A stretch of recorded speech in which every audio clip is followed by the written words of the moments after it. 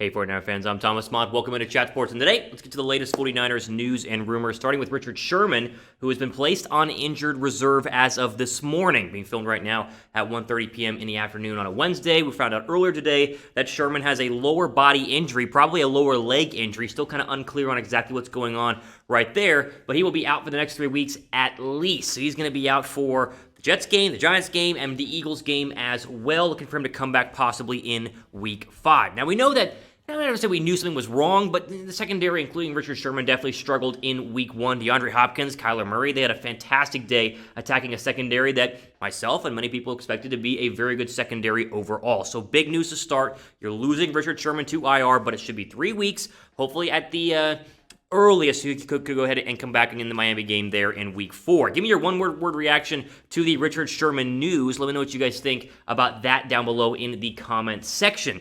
More injury news has got to include that Ahkello Witherspoon right now is in concussion protocol. So, as many people realize, he suffered a concussion in the Cardinals game, meaning he will have to go through multiple concussion evaluations and tests to be able to play on Sunday, Week 2 at the New York Jets. So he's in protocol right now.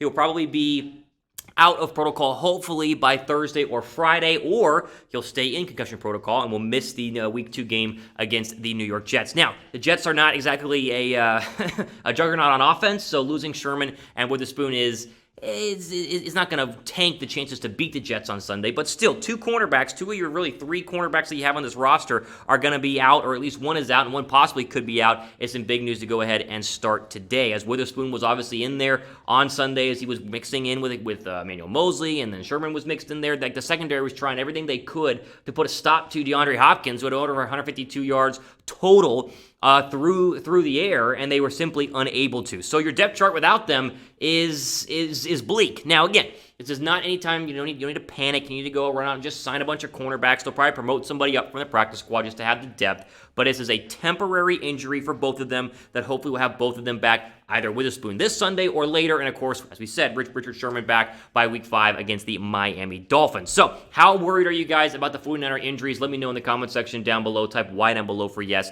Type N down below for no. Are you worried about the 49er injuries? Again, Y for yes, N for no. And as always, we're doing this video again today. Make sure you guys are subscribed. That way you're ready to go for the latest news and rumors and injury news, because that's what a lot of this stuff is now from a week-to-week basis once we're into the NFL season. A lot of injury news, a lot of free agent signings, a lot of practice squad promotions. We cover it all here on the 49ers Report. And speaking of free agent signings, there is the one that we all saw yesterday, which we talked about yesterday in the video as well.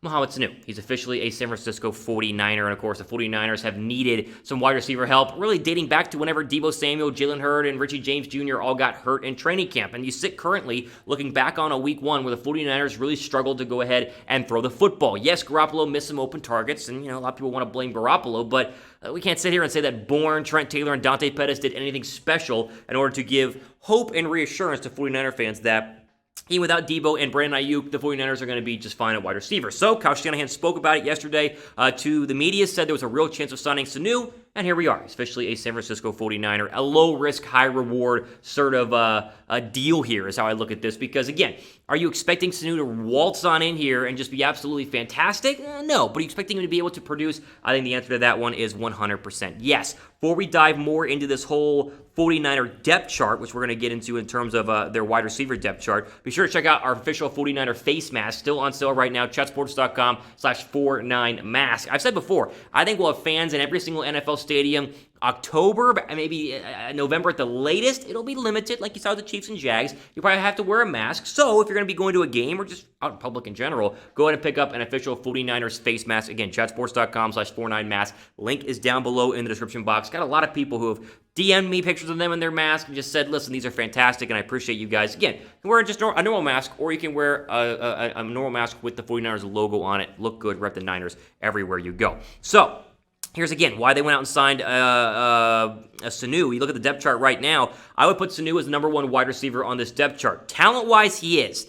Now, whether he'll actually play enough snaps to be warranted the number one wide receiver against the Jets, probably won't happen. I think Bourne will get more snaps. I think Pettis will get more snaps because they understand the offense and have been a part of this football team for way longer, or at least this training camp, than Mohamed Sanu. He's going to have to learn things and figure things out and build chemistry, but still, from a depth chart perspective, he's right up there at number one because even though he was cut by New England, the talent is still what a lot of 49er, I think, higher-ups are hoping is still there, right? So with Ayuk and Debo out, he's most likely going to go ahead and see some playing time this Sunday. He was there in the Bay Area today getting his coronavirus tests done. Obviously, they got to do multiple tests and then let him quarantine for a couple days, so he'll probably be on the football field by Friday or Saturday. Is that enough time to get him ready to go for the Jets? We'll have to wait and see. But now, at least we know the Niners have done something to go ahead and bolster a wide receiver core that's been absolutely decimated by injuries. Past 4 years for Sanu, it's been good.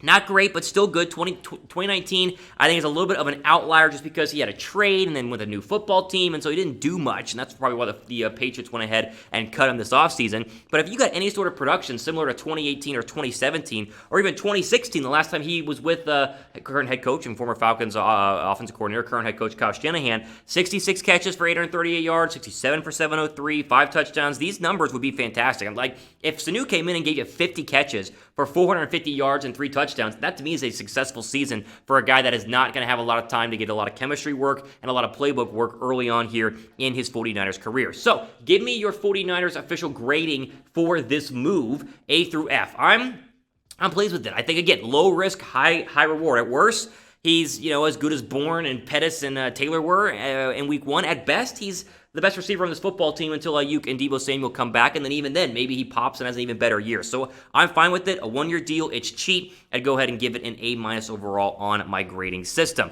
Now, take a look at the injuries again, because we talked about this before. The main impact why you signed Mohamed Sanu. Deebo is on IR until week 4, so more than likely he will be on the football field October 4th against the Philadelphia Eagles on Sunday Night Football. Ayuk is questionable this week, and we honestly, up to this point, have no idea if he's going to play or not. They'll probably let us know either tomorrow or Friday. Richie James, the exact same way, and of course, Hurd and Tavon Austin are both on season-ending injured reserve, whereas, of course, someone like Deebo is on the temporary injured reserve list, why he's able to come back a little bit early. So, at the earliest, Deebo comes back against Philadelphia, but as we look at it right now, Jets and Giants are a good place to go ahead and implement a new wide receiver like Mohamed Sanu, because let's just talk about the Jets for a second. Their secondary was absolutely abysmal on Sunday against Josh Allen and the Bills. And this is a team that you can really attack vertically, and hopefully will give some confidence back to both the offensive coordinator, both the offense in San Francisco as well as the quarterback there, and probably Mohamed Sanu and the wide receiver. So I would expect they will get him out there on Sunday. I'm not going to say he's going to do 30, 40, 50 snaps. I think he's going to come back down probably 10 to 15 snaps, but don't be surprised if they try to get some Sanu some in-game reps. That way he feels good and is ready to go and have a great rest of the year for the 49ers. There you go, though. It's an interesting move, right? Again, low risk, high reward. He's cheap. Do you expect the moon from him? No. Do you expect something? Yes. And I think that's why the San Francisco 49ers went ahead and signed him to this 1-year deal. And we'll just decide to see what he does. I'm sure we'll talk about him here on Monday after the Sunday afternoon matchup against the New York Jets. There you go, though. I'll tell me out for today here on the 49ers Report. I wanted the injury updates quickly there on Sherman and Witherspoon. 2 notable injuries, but will they have a massive impact? I don't think so, just based on the schedule. And then as we just broke down the Mohamed Sanu stuff, which is good because it's cheap and it's a low-risk, high-reward move, and I think it bodes well for the 49er offense. All tell me out for today here on the 49ers Report. I'm Thomas Mott, your host, signing off for the rest of your day.